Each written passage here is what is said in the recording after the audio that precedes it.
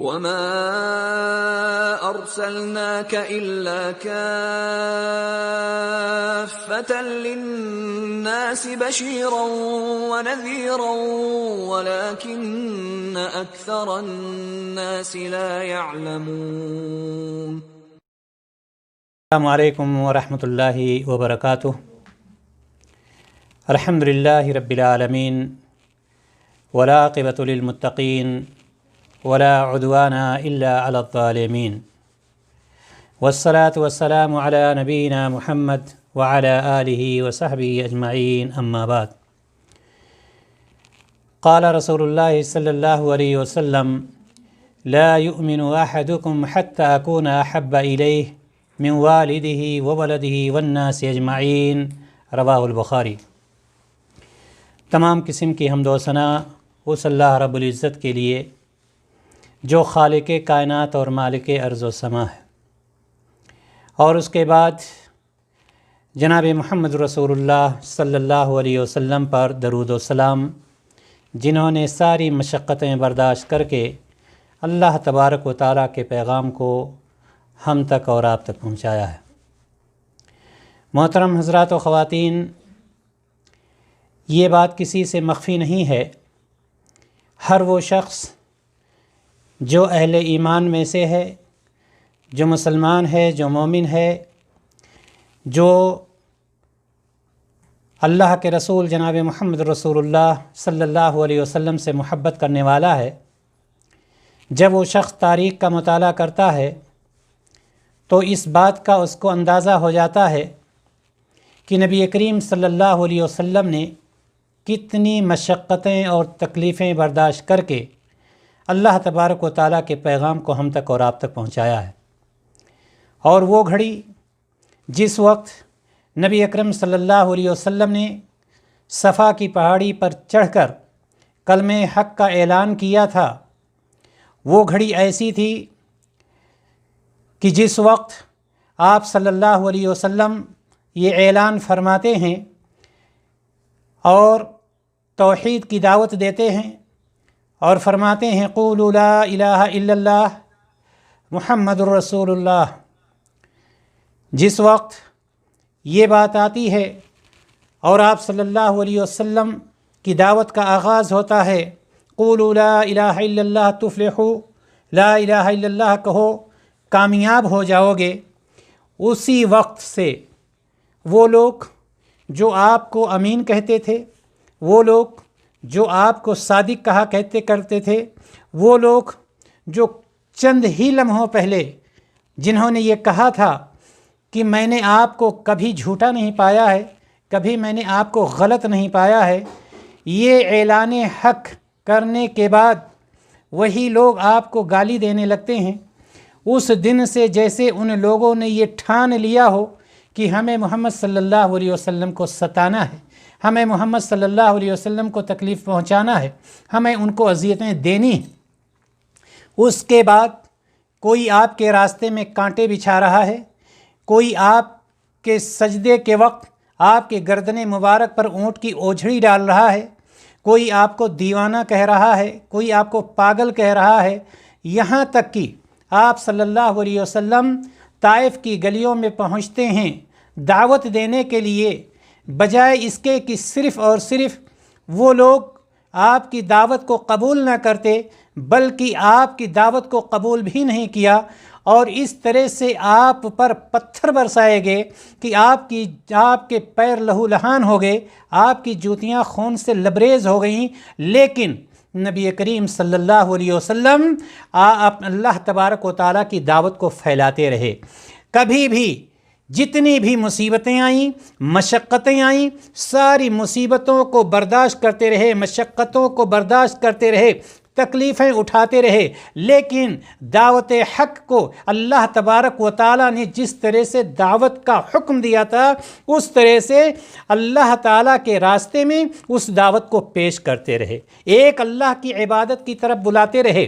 تو وحدانیت کی طرف بلاتے رہے، غلط راستے سے لوگوں کو منع کرتے رہے، اور آپ جنت کی بشارت دیتے رہے، جہنم سے ڈراتے رہے، لیکن آپ نے کبھی مصیبتوں کو سامنے دیکھ کر کے اپنی دعوت کو نہیں روکی۔ محترم حضرات و خواتین، اس بات سے اندازہ لگایا جا سکتا ہے کہ یہ دین جو ہم تک پہنچا ہے، یہ دین جس کو ہم نے اور آپ نے اپنا رکھا ہے، نبی کریم صلی اللہ علیہ وسلم نے اس کے لیے کتنی مشقتیں برداشت کی، جو آج ہم حلال و حرام کے درمیان تمیز کر پا رہے ہیں، جو آج ہم بتوں کی پرستش سے دور ہیں، جو ہم ایک دوسرے پر ظلم کرنے کو حرام سمجھتے ہیں، آج ہم حق اور باطل کے فرق کو سمجھتے ہیں، آج ہم یہ جانتے ہیں شرک کیا ہے، کفر کیا ہے، توحید کیا ہے اور نفاق کیا ہے، ان ساری چیزوں کو ہم جانتے ہیں۔ جو جانتے ہیں، اللہ تعالیٰ کے فضل اور توفیق کے بعد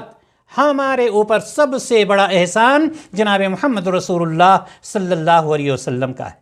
دینی بھائی اور دوستو، میں نے یہ تمہید جو آپ کے سامنے بیان کی ہے، اس کا مطلب کیا ہے؟ جب آپ صلی اللہ علیہ وسلم نے اتنی مشقتیں برداشت کی ہیں اور ہم تک اللہ تبارک و تعالیٰ کے پیغام کو پہنچایا ہے، جب اس قدر ہم پر آپ کے احسانات ہیں، نبی کریم صلی اللہ علیہ وسلم کے جب اس قدر ہمارے اوپر احسانات ہیں، تو ہم امت پر بھی آپ کے کچھ حقوق ہوں گے۔ ہمیں یہ جاننے کی ضرورت ہے کہ وہ ذات جس نے اتنی مشقتیں برداشت کر کے ہم تک اور آپ تک اللہ تعالیٰ کے پیغام کو پہنچایا ہے، اس کے ہمارے اوپر حقوق کیا ہیں، وہ کون سے حقوق ہیں جو ہمیں ادا کرنے ہیں، جو وہ مستحق ہے، وہ ذات ہم سے اور آپ سے مستحق، وہ کون سے حقوق ہیں اور وہ حقوق کون سے ہیں۔ دوسری بات یہ کہ جو حقوق ہیں اس کو ہم ادا کر بھی رہے ہیں یا ادا نہیں کر رہے ہیں، اس بات کو ہمیں اور آپ کو جاننے کی ضرورت ہے۔ اس لیے جاننے کی ضرورت ہے کہ جب ہم تاریخ کا مطالعہ کرتے ہیں تو ہم یہ سمجھ جاتے ہیں کہ اتنی آسانی سے یہ اسلام ہم تک اور آپ تک نہیں پہنچا ہے۔ لہٰذا آج کی اس مجلس میں ہم امت پر رسول صلی اللہ علیہ وسلم کے حقوق کیا ہیں، بہت ہی اختصار کے ساتھ آپ کے سامنے بیان کرنے کی کوشش کریں گے۔ ویسے ایک ایک حق پر آپ کے ایک درس کامل ہو تب بھی وقت ناکافی ہے، لیکن آج ہم یہ کوشش کریں گے کہ اس کو سمیٹ کر کے، اس کو اختصار کر کے آپ کے سامنے ہم یہ بیان کر سکیں کہ نبی کریم صلی اللہ علیہ وسلم کے حقوق، جنہوں نے ہمارے لیے اتنی مشقتیں برداشت کی ہیں، ان کے حقوق ہمارے اوپر کیا ہیں، اور اگر یہ حقوق ہیں تو ان میں سے ہم کتنا ادا کر رہے ہیں، اور اگر ادا نہیں کر رہے ہیں تو ہمیں اس پر سوچنا چاہیے کہ مرنے سے پہلے نبی کریم صلی اللہ علیہ وسلم کے حقوق کو ہم اور آپ ادا کر سکیں، چونکہ نبی اکرم صلی اللہ علیہ وسلم نے خود ارشاد فرمایا ہے اعطِ کل ذی حق حقہ، ہر صاحب حق کا حق جو ہے اس کو ادا کیجئے۔ تو ہمیں اور آپ کو جاننا چاہیے اللہ کے حقوق کیا ہیں، رسول اللہ کے حقوق کیا ہیں، والدین کے حقوق کیا ہیں، وغیرہ وغیرہ۔ آج کے اس موضوع، آج کے اس مجلس میں، آج کے اس درس میں ہم صرف اور صرف نبی کریم صلی اللہ علیہ وسلم کے حقوق کے متعلق آپ کے سامنے کتاب و سنت کی روشنی میں بہت ہی اختصار کے ساتھ کچھ باتیں پیش کرنے کی کوشش کریں گے۔ محترم حضرات و خواتین، نبی کریم صلی اللہ علیہ وسلم کا ہمارے اوپر سب سے پہلا جو حق ہے وہ یہ ہے کہ آپ پر ایمان لانا، نبی کریم صلی اللہ علیہ وسلم کی رسالت پر ایمان لانا، نبی کریم صلی اللہ علیہ وسلم کی نبوت پر ایمان لانا۔ یہ نہیں کہ ہم زبان سے ادا کر دیں، نہیں، ہم ہر وہ شخص جو ایک مسلمان ہے، جو مومن ہے، آپ صلی اللہ علیہ وسلم پر یہ ایمان لانا ہے کہ آپ صلی اللہ علیہ وسلم اللہ تعالیٰ کے سچے نبی اور رسول ہیں۔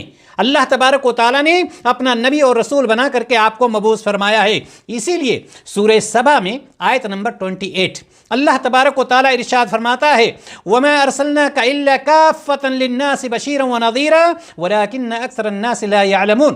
آپ یہ جان لیجئے کہ روئے زمین پر یہ آیت کریمہ یہ ہمیں بتلا رہی ہے کہ روئے زمین پر پائے جانے والے تمام انسان پر ایمان لانا ضروری ہے، ایمان لانے کے مکلف ہیں، جنات بھی، انسان بھی، چونکہ نبی کریم صلی اللہ علیہ وسلم کو جو نبوت دی گئی ہے صرف انسانوں کے لیے نہیں بلکہ انسان اور جنات سب کے لیے۔ اللہ تبارک و تعالیٰ اسی لیے فرمایا کہ اور ہم نے سارے لوگوں کے لیے تمہیں خوشخبری سنانے والا، خوشخبری دینے والا، بشیرا و نذیرا، اور ڈرانے والا بنا کر بھیجا ہے، کسی ایک کے لیے نہیں۔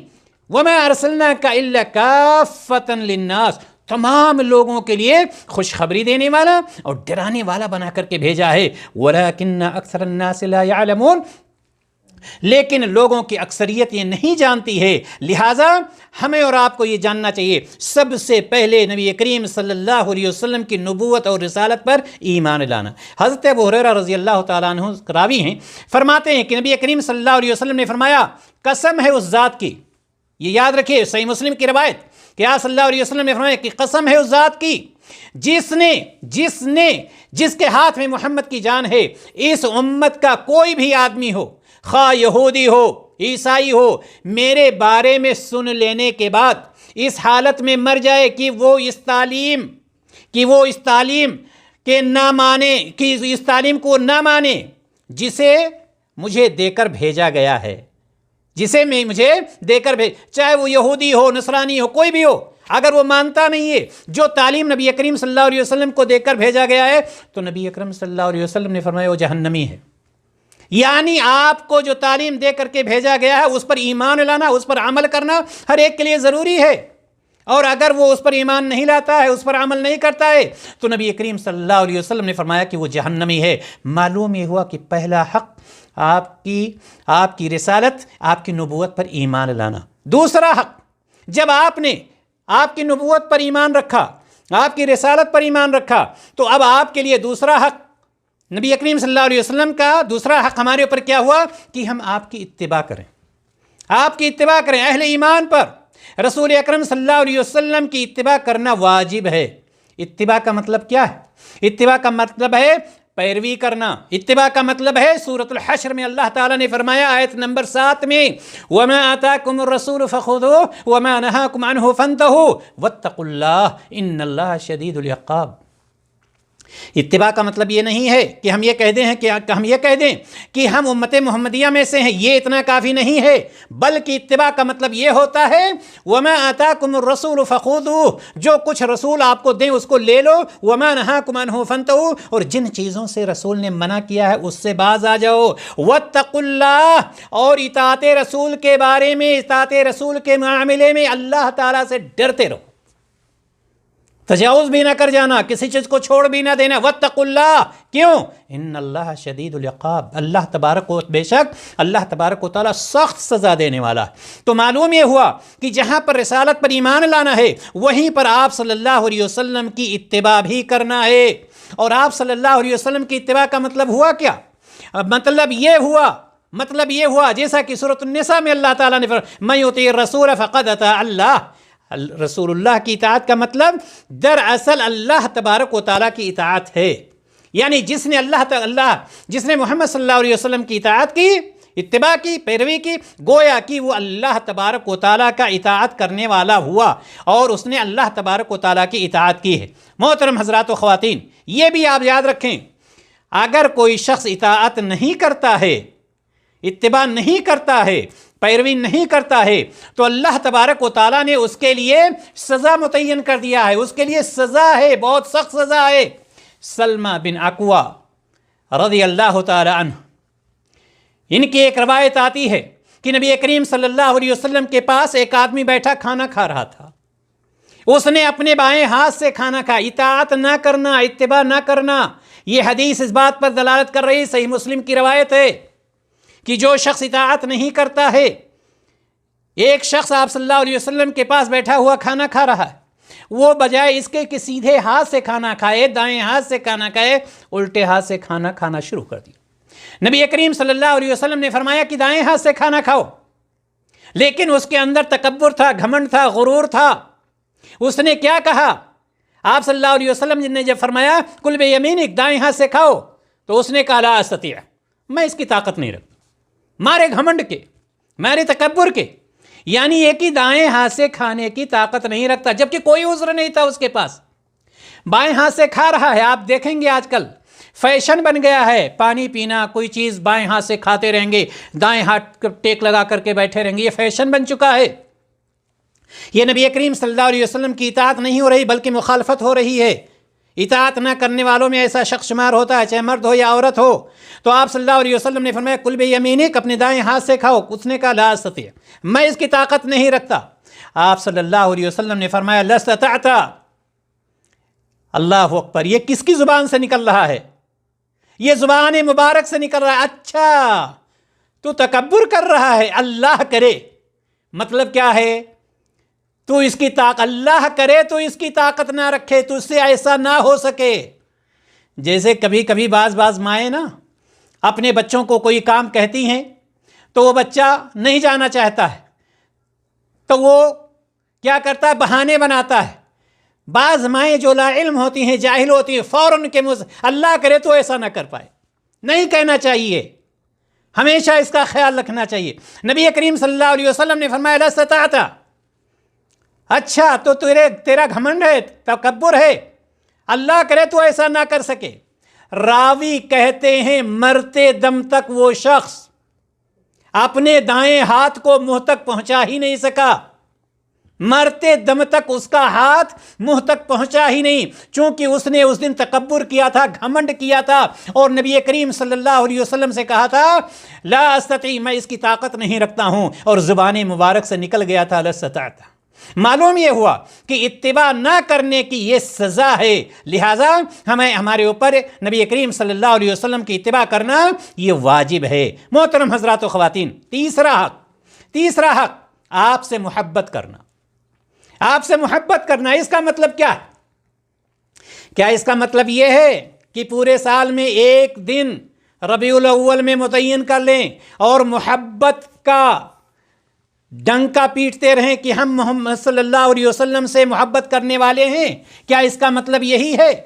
حضرت انس رضی اللہ تعالی عنہ کی روایت جو میں نے شروع میں پڑھی ہے، بھی صحیح بخاری کی روایت ہے کہ آپ صلی اللہ علیہ وسلم نے فرمایا لا یؤمن احدکم حتی اکون احب الیہ من والدہ وولدہ والناس اجمعین. بہت عظیم مفہوم ہے اس حدیث کا، اور محبت اتنے میں سمٹ کر کے نہیں رہ گئی ہے. آپ صلی اللہ علیہ وسلم نے فرمایا کوئی آدمی اس وقت تک مومن ہو ہی نہیں سکتا جب تک وہ اپنے باپ، اپنے بیٹے اور سارے لوگوں سے بڑھ کر مجھ سے محبت نہ کرے. یعنی سب سے پہلی محبت نبی کریم صلی اللہ علیہ وسلم کی، اس کے بعد اس کے باپ کی محبت، اس کے بیٹے کی محبت، اس کے گھر والوں کی محبت، سب نہ کی. بیٹے کی محبت سے اوپر، بیٹے کی محبت اوپر ہو جائے، ماں باپ کی محبت اوپر ہو جائے. نبی کریم آپ صلی اللہ علیہ وسلم نے فرمایا لا یؤمن احدکم، اس وقت تک وہ مومن ہو ہی نہیں سکتا. معلوم یہ ہوا کہ آپ سے محبت کرنا یہ واجب چیز ہے، ایک چیز. اور دوسری چیز یہ ہے کہ سب سے زیادہ محبت ہونی چاہیے. اب یہاں پر سوال یہ ہوتا ہے کہ اگر کسی چیز میں ایک شخص الجھ جاتا ہے، حدیث یہ کہہ رہی ہے یہ کام نہیں کرنا چاہیے، لیکن ماں باپ کہہ رہے ہیں کہ یہ کام کرنا چاہیے، تو کس پر جانا ہے اس کو؟ ایک طرف رسول کی محبت ہے، ایک طرف ماں باپ کی محبت ہے. ظاہر سی بات ہے ماں باپ کی محبت کو ٹھکرائے گا اور رسول کی محبت کو اپنائے گا، رسول کی بات کو، تب رسول کی محبت اوپر ہوگی اور ماں باپ کی محبت نیچے ہوگی. لیکن اگر اس نے یہ سوچا چلو کوئی بات نہیں، ماں باپ ناراض ہو جائیں گے، بیٹا ناراض ہو جائے گا، اس استاذ ناراض ہو جائے گا، چلو ان کی ہم مان لیتے ہیں، اس کا کوئی مسئلہ نہیں ہے، اس کو کون دیکھنے آ رہا ہے. یاد رکھیے گا کوئی دیکھے یا نہ دیکھے، اللہ تبارک و تعالی ہماری اور آپ کے دل کی بات کو دیکھ رہا ہے، چونکہ ان اللہ علیم بذات الصدور، اللہ تبارک و تعالی ہمارے دلوں کے بھیدوں کو جاننے والا. معلوم یہ ہوا کہ آپ سے محبت کرنا فرض ہے، اور یہ تیسرا حق ہے ہمارے اوپر. کس کا؟ جناب محمد رسول اللہ صلی اللہ علیہ وسلم کا. تیسرا حق یہ ہے کہ ہم محبت کریں، اور محبت کا مطلب یہ نہیں ہے کہ ہم یہ کہتے رہیں کہ بہت محبت ہے، ہم محب رسول ہیں اور یہ ہیں اور وہ. محبت کا مطلب یہ ہے کہ جو کچھ آپ نے کرنے کا حکم دیا ہے اس کو ٹھکرایا نہ جائے، جن چیزوں سے آپ نے منع کیا ہے اس کے کنارے نہ جایا جائے. یہ ہے محبت کا مطلب. اطاعت، اتباع، پیروی، یہ ہے محبت. یہ صرف ثابت کر دینا کہ ہم امت محمدیہ میں سے، یہ ثابت کر دینا کہ ہمارا نام عبداللہ، عبد الرحمن اور رقیہ اور کلثوم ہے، اس سے کام نہیں بن سکتا ہے. یہاں ضروری یہ ہے کہ آپ نے جن چیزوں پر چلنے کا حکم دیا ہے اور جن چیزوں سے روکا ہے ان ساری چیزوں پر عمل کیا جائے. جہاں چلنے کا حکم دیا وہاں چلا جائے, جہاں منع کیا وہاں رک جایا جائے. یہ ہے محبت کرنا. اور یہ تیسرا ایک حق ہے آپ کا ہمارے اوپر کہ ہم آپ سے محبت کریں, اور محبت کی دلیل یہی ہے کہ آپ کی باتوں کو مانیں. محترم حضرات و خواتین, اسی طرح سے چوتھا حق نبی کریم صلی اللہ علیہ وسلم کا ہمارے اور آپ کے اوپر کیا ہے؟ چوتھا حق ہے کہ آپ صلی اللہ علیہ وسلم کا دفاع کرنا. آپ صلی اللہ علیہ وسلم کا دفاع کرنے کا مطلب کیا ہے؟ یعنی رسول اکرم صلی اللہ علیہ وسلم کی توہین اور گستاخی کا بدلہ لینا. اس وقت ماحول کتنا گرم ہے, آپ کی طرف سے دفاع کرنا اہل ایمان پر واجب ہے. ایک شخص نبی کریم صلی اللہ علیہ وسلم کی توہین کر رہا ہے, ایک شخص نبی کریم صلی اللہ علیہ وسلم کی شان میں گستاخی کر رہا ہے, اور وہ مسلمان ہے کہ بالکل خاموش بیٹھا ہے, اس کے اوپر کوئی اثر نہیں پڑتا ہے. نہیں, یہ مسلمان کی علامت نہیں ہے. مسلمان کی علامت یہ ہے کہ نبی کریم صلی اللہ علیہ وسلم کی شان میں گستاخی کی جائے تو جہاں تک ہو سکے, جہاں تک وہ طاقت رکھتا ہے, آپ صلی اللہ علیہ وسلم کی طرف سے دفاع کرے گا, اس کو روکنے کی کوشش کرے گا, اس کو دور کرنے کی کوشش کرے گا. یہ بھی آپ صلی اللہ علیہ وسلم کا ہمارے اور آپ کے اوپر حق ہے. یاد رکھیں, رسول اللہ صلی اللہ علیہ وسلم کی توہین کرنے والے کی سزا قتل ہے. اگر کوئی نبی کریم صلی اللہ علیہ وسلم کی توہین کرتا ہے, گستاخی کرتا ہے, اس کی سزا کیا ہے؟ قتل ہے. چاہے وہ توہین کرنے والا, گستاخی کرنے والا یہودی ہو, نصرانی ہو, کافر ہو, یا وہ نام نہاد مسلمان ہی کیوں نہ ہو. اگر کوئی توہین کرتا ہے, کوئی گستاخی کرتا ہے, تو شریعت نے جو اس کی سزا متعین کی ہے, اس کی سزا کیا ہے؟ اس کی سزا قتل ہے. اور آپ صلی اللہ علیہ وسلم کی شان میں گستاخی کرنے والے کے لیے چاہیے کہ ایک مسلمان جو ہے اس کی طرف سے دفاع کرے, جہاں تک ہو اس کو ختم کرنے کی کوشش کرے. سورۃ الاعراف میں اللہ تبارک و تعالیٰ نے ارشاد فرمایا, فالذین آمنوا بہ. یہ کن لوگوں کو کہا گیا؟ وہ لوگ جو ایمان لاتے ہیں, جو ایمان لانے والے ہیں. ایمان لانے والوں کے لیے کہا گیا, اور جو لوگ ایمان لانے والے ہیں, وعزروہ ونصروہ, جنہوں نے نبی کریم صلی اللہ علیہ وسلم کی تعظیم کی, توقیر کی, ونصروہ, اور آپ کی مدد کی, واتبعوا النور الذی انزل معہ, اور قرآن کی اتباع کی. وہ نور جو آپ پر نازل کیا گیا کیا ہے؟ قرآن ہے. اولئک هم المفلحون, دنیا اور آخرت میں وہی کامیاب ہونے والے. یعنی مطلب کیا ہے؟ مطلب یہ ہے کہ اللہ تبارک و تعالیٰ کا یہ وعدہ ہے, اللہ تبارک و تعالیٰ نے یہ وعدہ کیا ہے, جو اہل کتاب ایمان لائے, یہ اہل کتاب میں سے جو لوگ ایمان لائیں گے, نبی کریم صلی اللہ علیہ وسلم کی تعظیم اور توقیر کریں گے, نبی کریم صلی اللہ علیہ وسلم کی مدد کریں گے, نبی کریم صلی اللہ علیہ وسلم پر جو قرآن نازل ہوا ہے اس کی اتباع کریں گے, تو اللہ تبارک و تعالیٰ نے انہیں دنیا اور آخرت میں کامیابی عطا فرمائے گا. اللہ تعالیٰ دنیا میں بھی ان کے لیے اور آخرت میں ان کے لیے کامیابی عطا فرمائے گا. معلوم یہ ہوا کہ چوتھا حق جو ہے نبی کریم صلی اللہ علیہ وسلم کا ہمارے اور آپ کے اوپر, کہ آپ صلی اللہ علیہ وسلم کا دفاع کرنا. اگر کوئی گستاخی کرتا ہے, اگر کوئی توہین کرتا ہے, اگر کوئی غلط حرکتیں کرتا ہے, تو ایک مسلمان کے اوپر یہ واجب ہے کہ نبی کریم صلی اللہ علیہ وسلم کی طرف سے دفاع کرے. محترم حضرات و خواتین, پانچواں حق آپ صلی اللہ علیہ وسلم کے دین کی نصرت کرنا, مدد کرنا. آپ صلی اللہ علیہ وسلم کے دین کی مدد کرنا کیا مطلب؟ نصرت کرنا کیا مطلب ہے اس کا؟ ہم اور آپ کیا سمجھتے ہیں اس سے؟ آپ صلی اللہ علیہ وسلم کے دین کے نصرت کے 4 مراحل ہیں, یعنی 4 طرح سے آپ مدد کر سکتے ہیں اور کرنا چاہیے. تمام مراحل جو ہیں اس پر پوری کوشش کرنی چاہیے کہ ہم کس طرح سے دین کی نصرت کریں, دین کی مدد کریں. یہ جاننے کی ہمیں اور آپ کو بہت زیادہ ضرورت ہے, اور یہ نہ جاننے کی وجہ سے لوگ نبی کریم صلی اللہ علیہ وسلم کے حق کو ادا کرنے سے دور رہ جاتے ہیں, حق ادا نہیں کر پاتے ہیں. وہ 4 مراحل ہیں کیا؟ سب سے پہلا مرحلہ, سب سے پہلی چیز جو ضروری ہے, دین کا علم حاصل کرنا. جب دین کا علم نہیں حاصل ہوگا آپ کو, تو آپ دفاع کیسے کر پائیں گے؟ آپ مدد کیسے کر پائیں گے؟ آپ نصرت کیسے کر پائیں گے؟ تو سب سے پہلے ضروری ہے کہ دین کی تعلیم کو ہم حاصل کریں، دین کی تعلیم کو ہم حاصل کریں۔ اب دیکھیں آپ، دین کی تعلیم کا یہ سلسلہ چل رہا ہے آن لائن، بہت مشکل سے گنے چنے لوگ حاضر ہوتے ہیں۔ یہیں پر اگر مشاعرہ کروا دیا جائے، یہاں پر اگر قوالی کروا دی جائے، یہاں پر اگر ڈانس کا پروگرام ہو جائے، تو دیکھیے حاضر ہونے والے کتنے ہو جائیں گے۔ کوئی اگر گاڑی چلا رہا ہوگا راستے میں اگر وہ بھی آن کر کے بیٹھ جائے گا، لیکن قرآن اور حدیث کی تعلیم کے لیے کسی کے پاس نہ وقت ہوتا ہے، نہ اس کا دل لگتا ہے، اور اس کے بعد یہ کہتا ہے کہ مسلمان ہی کیوں گاجر مولی کی طرح کاٹے جا رہے ہیں۔ اللہ تبارک و تعالیٰ نے ہمیں اور آپ کو جو راستہ بتلایا ہے اپنے پیارے رسول صلی اللہ علیہ وسلم کے ذریعے سے، ہم اس پر عمل پیرا ہوتے ہی نہیں ہیں۔ یہ نبی کریم صلی اللہ علیہ وسلم کا حق ہے، دین کی نصرت کرنا، دین کی مدد کرنا ہماری اور آپ کی یہ ذمہ داری ہے۔ ہم سے اور آپ سے اس کے بارے میں سوال کیا جائے گا، اور جیسا کہ میں نے بتلایا کہ آپ صلی اللہ علیہ وسلم کے دین کی نصرت کے 4 مراحل ہیں، یعنی اگر آپ مدد کرنا چاہتے ہیں تو 4 طریقے ہیں۔ پہلا مرحلہ یہ ہے کہ ہم دین کی تعلیم حاصل کریں۔ دین کی تعلیم کا مطلب قرآن کی تعلیم حاصل کریں، حدیث کی تعلیم حاصل کریں، اپنے پیارے رسول صلی اللہ علیہ وسلم کی سیرت کو پڑھیں، جانیں اور سمجھیں، نمبر 1۔ نمبر 2، حاصل کردہ علم کے مطابق عمل کریں۔ جو علم ہم نے حاصل کیا ہے اس کے مطابق عمل کریں۔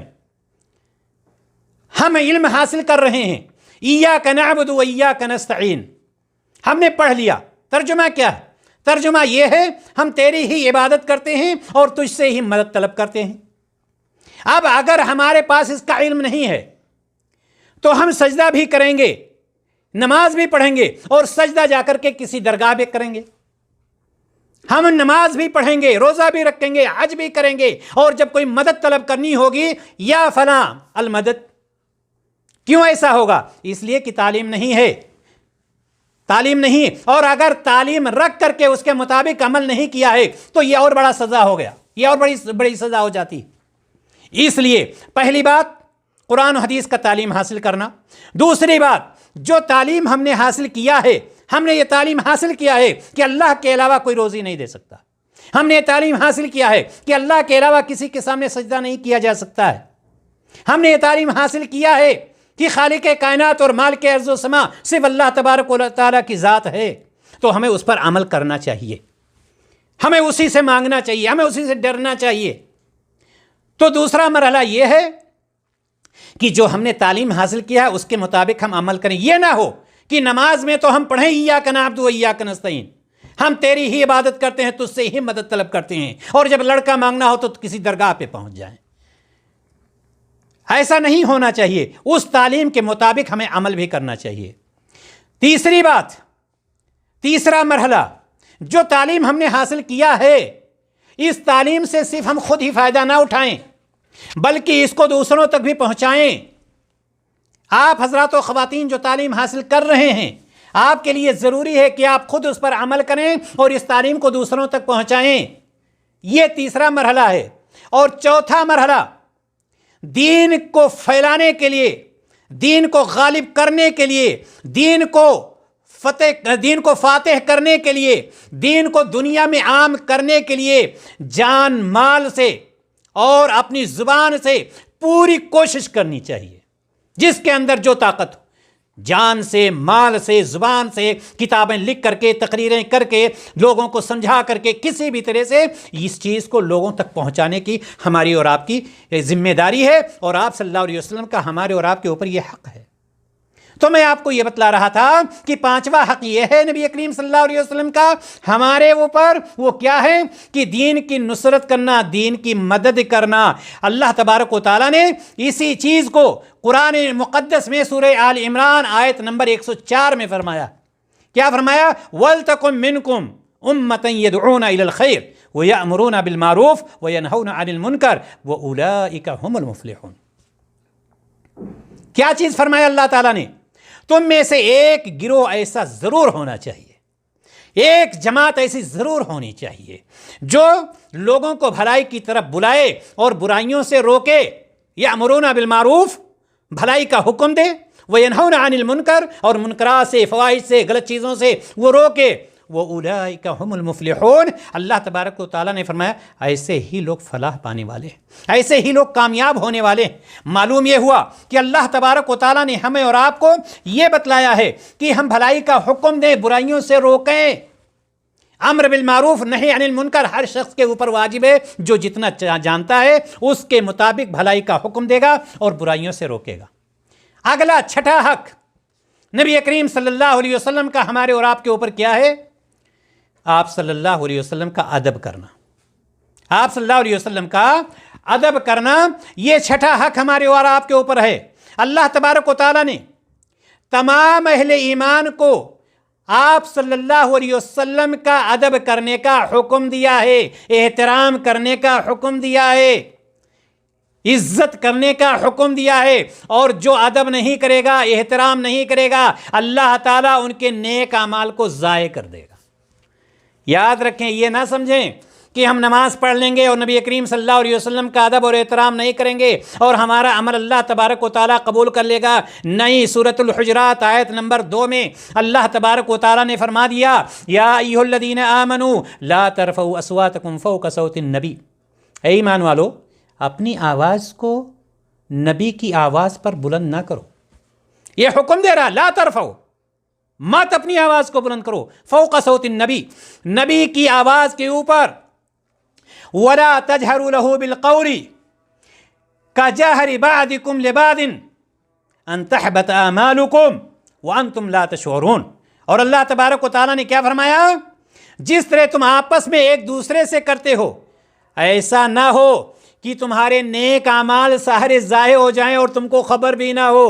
जैसे आपस में चीखने चिल्लाने लगते हो, एक दूसरे पर आवाज़ बुलंद करने लगता है, कहीं ऐसा मत करना। नबी की आवाज़ पर अपनी आवाज़ को बुलंद ना करना, वरना जितने भी तुम नेक अमाल कर रहे हो ना, सारे नेक अमाल ज़ाया हो जाएंगे, बेकार हो जाएंगे और तुमको उसकी खबर भी नहीं होगी। मालूम ये हुआ कि नबी करीम सल्लल्लाहु अलैहि वसल्लम का अदब करना, नबी करीम सल्लल्लाहु अलैहि वसल्लम का एहतराम करना हमारे और आपके ऊपर वाजिब है, और आपका ये हक़ है हमारे ऊपर कि हम आपका अदब करें, हम आपका एहतराम करें, वरना सारे नेक अमाल हमारे और आपके ज़ाय हो जाएंगे। सातवां हक़ नबी करीम सल्लल्लाहु अलैहि वसल्लम का हमारे और आपके ऊपर क्या है?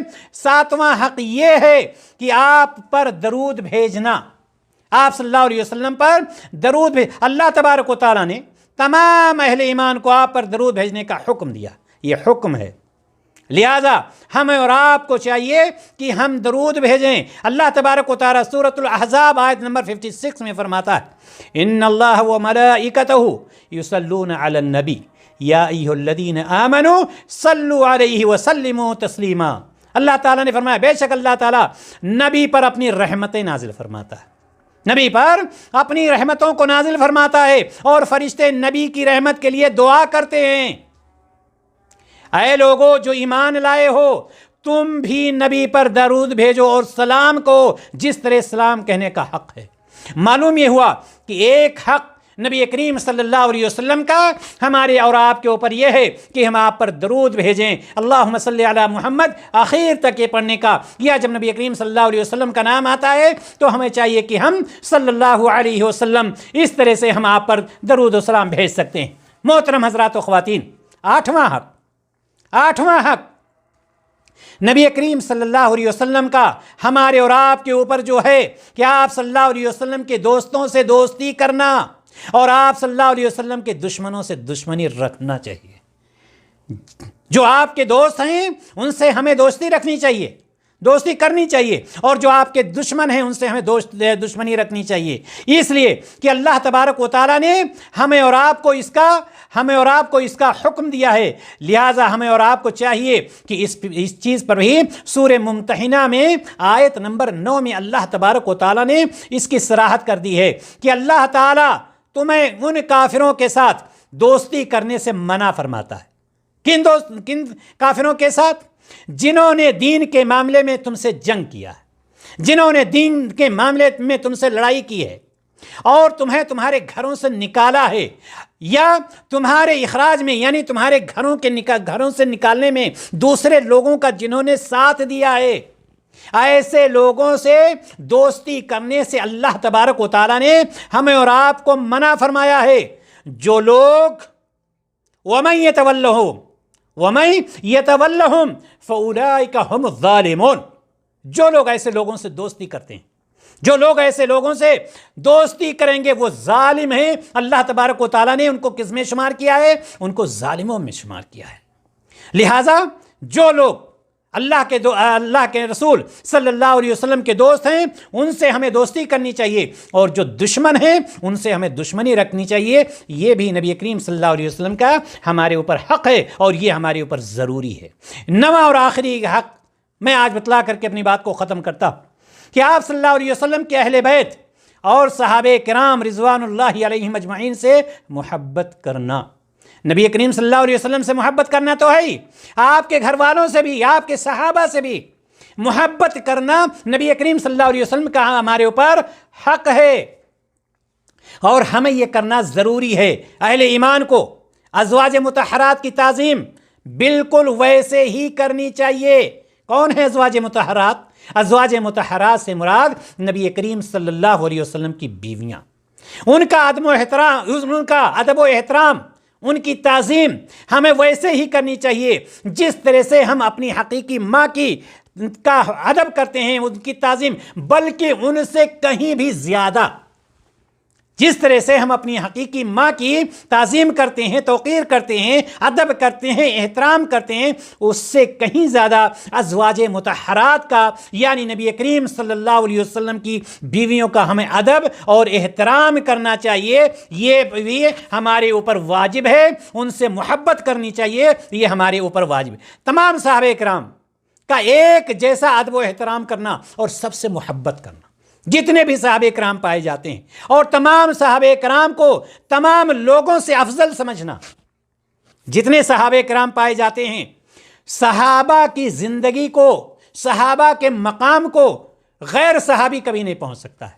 یہ ہمارے اندر یہ عقیدہ ہونا چاہیے کہ صحابی کا مقام، صحابی کا مرتبہ سب سے زیادہ اونچا ہے۔ تو معلوم یہ ہوا کہ یہ 9 حقوق بڑے ہی اختصار کے ساتھ آج میں نے آپ کے سامنے بیان کیا ہے، جو نبی کریم صلی اللہ علیہ وسلم کے حقوق ہیں ہمارے اوپر، یعنی ہمیں ان کو کرنا ہے، ہمیں ان کو کرنا چاہیے، ہمیں ان کا کرنا ضروری ہے۔ آپ صلی اللہ علیہ وسلم کی یہ حقوق ہیں۔ اللہ تبارک و تعالیٰ سے ہم یہ دعا کرتے ہیں الہ العالمین ان حقوق کو ادا کرنے کی ہم سب کو توفیق عطا فرمائے، اور جو بھی عمل ہمارا ہو نبی کریم صلی اللہ علیہ وسلم کی سنت کے مطابق ہو۔ صلی اللہ علی نبینا محمد وعلى آلہ وصحابتہ واتباعہ بإحسان إلى يوم الدین۔